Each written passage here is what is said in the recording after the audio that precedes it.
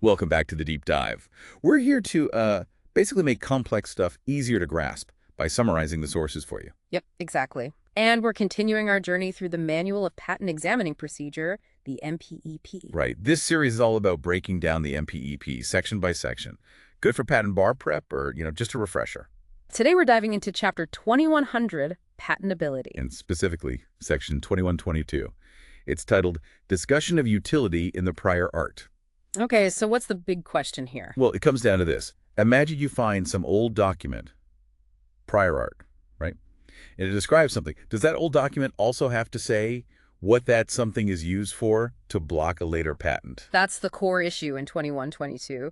Does prior art need to spell out a utility to anticipate an invention? And the quick answer. The quick answer right up front is no, not necessarily. Prior art can block that patent even if it's totally silent on what the invention does. Okay, that feels a little counterintuitive at first glance. How can it be known if no one knew what it was good for? Right. But the MPEP points to a really key case here, in Schoenwald. This one's pretty foundational for this concept. Ah, yes, Schoenwald. Tell us about that one. What happened there? So you had an applicant trying to patent some compounds. They found a use treating dry eye syndrome. Okay, sounds reasonable so far. But the patent examiner found an older reference, and this reference described the exact same chemical compound. It even laid out how to make it. But did it mention dry eye? What? Or any use at all? No, that's the crucial part. No mention of dry eye, no mention of any specific utility for the compound. To the million-dollar question. Could the applicant still get their patent since they found this new useful application? The Federal Circuit Court stepped in and said no, actually. They decided the prior art did anticipate the claim to the compound itself. Even without the utility? Even without the utility. They stated it pretty clearly, something like, no utility need be disclosed for a reference to be anticipatory of a claim to an old compound. Wow. So just describing what the compound itself was enough. Exactly. The fact that the compound structure was already published made it old, even if its purpose wasn't known then. That's significant. Are there other cases that sort of back this up? Does the MPEP mention others? Oh, yeah, definitely. The manual cites a few that echo this. Two big ones are Impax Labs, Inc. v. Aventis Pharm, Inc., and Rasmussen v. SmithKline Beecham Core. And they say basically the same thing. Pretty much. The courts consistently held that you don't need proof that something works, or proof of its utility for a prior art reference to count.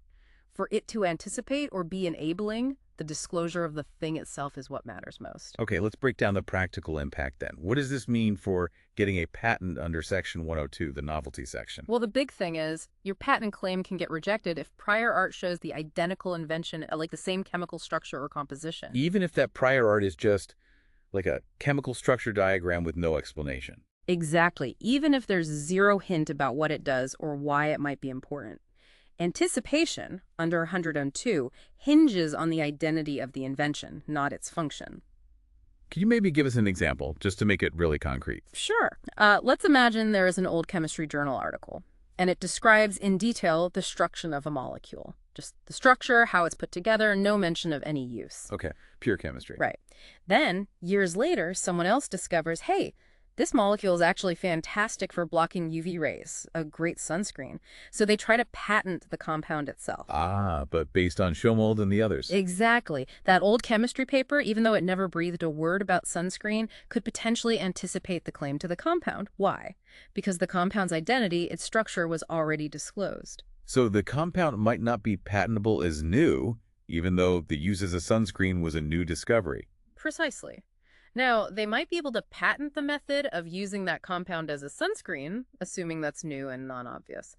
But the compound itself, likely blocked by the prior art disclosure of its structure.